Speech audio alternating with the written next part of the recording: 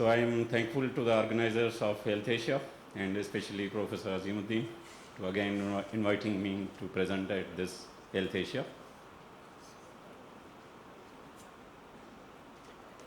Found that 27% of newly placed catheters or tubes were improperly positioned, and that 6% resulted in a radiographically visible complication of the intervention. So all catheters have the potential risk of coiling, misplacement, knocking, and the fractures. So this is outline of the various tubes which I will discuss today in limited time. So I will discuss about the indication, normal position, abnormal position, and complication of each one by one. So first coming to the enteric tubes. So enteric tubes are primarily used for the feeding of the patient or aspiration of the gastric contents. There are two types of tubes. One is flexible or Dobov tube, and the second is the nasogastric or orogastric tube. There is a difference between the two, that DHT tubes are smaller, more flexible, used for feeding only, and they have a dense marker at their tip. The nasogastric tube, they are larger diameter, stiffer, they are used for feeding or suction, and there is a dense marker along their whole length. The optimal position of the DHT tube is in the second portion of the duodenum, and the tip crosses the midline and tip is oriented caudally. The optimal position of the nasogastric tube will be in the tip directed towards the midline, and tip is at 10 centimeter distal to the gastroesophageal junction. So how will you assess the gastroesophageal junction on a chest X-ray? This is just below the level of the left cardiophrenic angle. The OK to use criteria when we put these tubes is the tube follows the midline course and down to the chest wall without coils. Tip and all side holes are below the gastroesophageal junction. So here are the two tubes. One, this is a nasogastric tube which is terminating here in the stomach, in the gastric body, and here is the Dobov tube which you can see crossing the midline, and it is ending into the gastric antrum. So now these are abnormal positions. In this case you can see the tube which is seen in the gastric body, but here is a coil in the larynx. It means this is a coil tube, and this coiling in an infantile group is a very strong parameter by which we diagnose a tracheoesophageal fistula. We insert a tube and that will coil into the neck region. This is again a case in which the endotracheal tube was placed, and this is showing that tube is within the esophagus, it is not reaching the stomach, and there are so many chances of aspiration when the tube is still in the esophagus. Here you can see the tube has knotted in the stomach region, and here there is a pulmonary placement of tube. Sometimes it doesn't go into the esophagus, stomach, it can go to the bronchus. So there are two cases. In one case on the left you can see it is inserted into the right lower lobe through the right bronchus, and in second case you can see it has first crossed the left main bronchus, then it is turning into the right main bronchus. So mind it, this placement can occur, and these are few complications of the enteric tube. The most common complication when they are placed in the bronchial tree, like in this case the tube is curling from the esophagus into the right main bronchus, and it is giving you airspace density.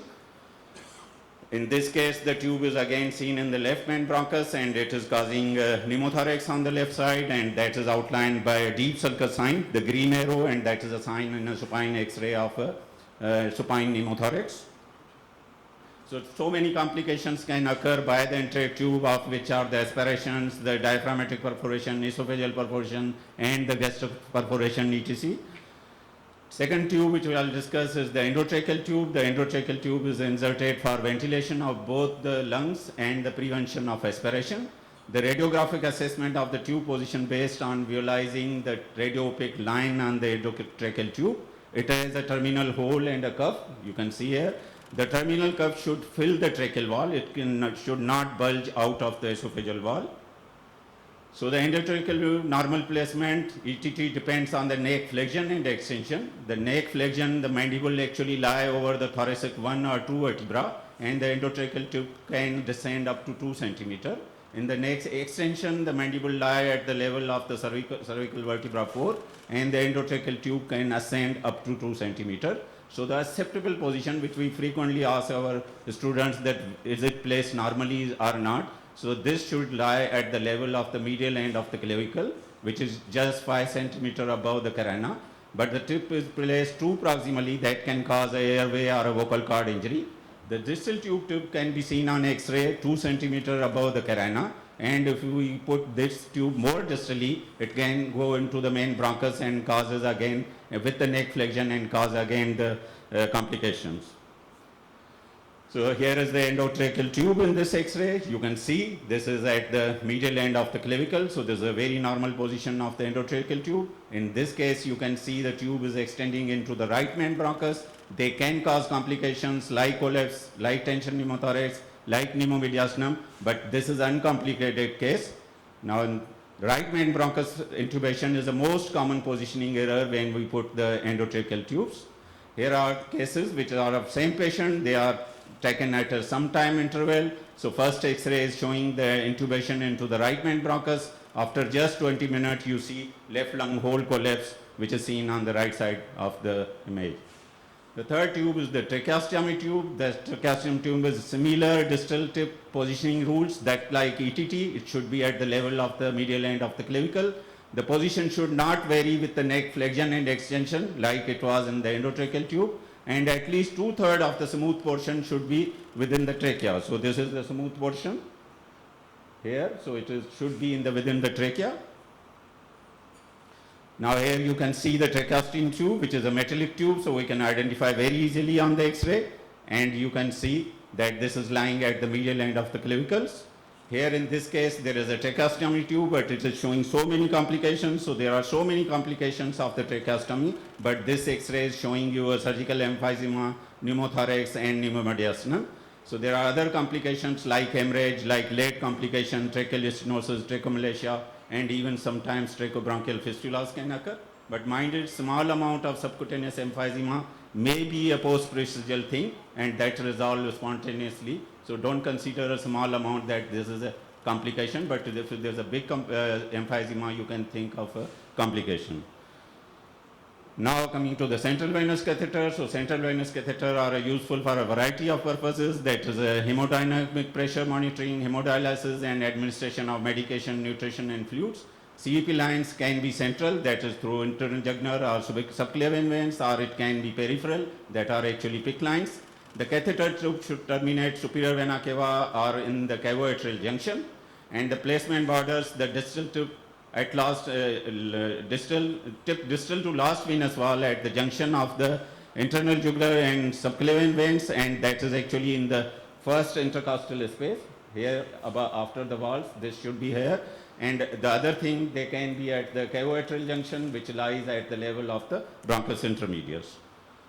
So here, this is a normal anatomy. You can see very easily. These are the subclavian, this is internal jugular, this is brachiocephalic, this superior vena cava, right atrium, and the right ventricle. And here you can see the central venous catheter, which is placed from the subclavian, and it tips it at the trachobronchial acyl. So that is actually in the superior vena cava, which is normally placed. Here in this case, you see that endotracheal tube was placed through the left subclavian tube, and it is extending into the internal jugular vein, not into the brachiocephalic vein. So this is a positioning error of the tube that can go into the ipsilateral internal jugular vein. Here you can see again the left-sided CVP line, which is going into the superior vena cava, but it has caused a complication, and that is a pneumothorax. So left-sided subclavian vein usually get complication because they have to traverse a long course, but right-sided CVP line, they have got a few rate of the complications. Here you can see again, this is an internal jugular catheter which is causing a mediastinal widening. So this is actually a mediastinal hematoma. Now coming to the chest tubes. The chest tubes are assessment based on the identification of again a radiopaque line and the side holes. And all side holes must be within the pleural cavity, and side holes are identified on X-ray by the interruption in the line of that white. We place the chest tube usually through fourth intercostal space in the mid-clavicular line, and if we are using this tube for draining air, we put that in the superior and anterior direction. If we are draining pleural effusion, we put this in the posterior and inferior diameter course. These are chest tubes. On one you can see the right apical chest tube, and on the consequent image you can see the bilateral pigtail chest tubes. Here you can see these both chest tubes are outside the chest wall, the side holes are outside, so it is giving a complication, that is a surgical emphysema. These are wrongly placed chest tubes. Again, here you can see the tube is angled within the cavity, so they don't do the purpose for which they are meant for there, so they should not be angled. They have got a very straighter course wherever we are putting them. Now coming to the last topic of today's presentation, that are the cardiac devices, and devices are actually we see on the X-ray as a pacemakers. So pacemakers have got two components. One is the pulse generator and the lead wire with electrodes. There are three types of pacemaker which we'll see on the X-rays. Either it is a single lead, two lead, or a three lead, and from their placement of the wire we can detect it is a single lead, two lead, or a three lead. All leads should have a gentle curve. So here we see examples. On this right side I can see there is a pacemaker with a generator, and the wire is coming through this and it is going into the right ventricle. So right ventricle is apex, towards the apex, that is a single lead. In dual lead we put one in the right atrium and one in the right ventricle. So here you can see the right atrium, this is the right ventricle. Now in this case there is a triple lead pacemaker in which we see the one placement is in the right atrium, one in the right ventricle, and third is at the coronary sinus, which is adjacent to the left cardiac border. So again, cardiac devices we frequently see on X-rays either a guide wires and the leads and the pacemaker, but sometimes you would see this sheath-like structure. So these are actually defibrillators. They are wider than the guide wire, and there are two placement of these defibrillator, one in again the right ventricle and other is either in the superior vena cava or the brachiocephalic veins. Now we see few complications of the cardiac devices. They are pneumothorax, vascular injury, myocardial perfusion, lead fracture or lead twisting, Twiller syndrome, which is seen curling around the generator, and patients when give you symptoms, you get a tingling sensation in the heart region. So that is actually a Twiller syndrome. If we magnify this image, you see there is a break in the lead. So this is a few complications. So this was the end of my talk, and I have got some quizzes. If you give me 2 minutes, I can ask you residents that they have now diagnosed these leads or not. So it's just 2 minutes. So this is the first case. Now any resident can tell, is it normally placed or not, and what is the tube? This is the endotracheal tube, which is in the right mid bronchus. Any complication? So there is a surgical emphysema here, and there is a continuous diaphragm sign. So that has caused a pneumomediastinum and a surgical emphysema. This is the second case in which you can see this is the left subclavian. It has broken here. It has caused surgical emphysema. Again, you can see the continuous diaphragm sign. So that has also caused the pneumomediastinum. This is a very good case. This is a mine case in which this is a pneumothorax with some airflow level. So it might be a hydropneumothorax. And the tube was placed here, chest drain, but it is coming out. So when we put a chest tube, there is a single suture here, and sometimes this suture turn, so tube come out.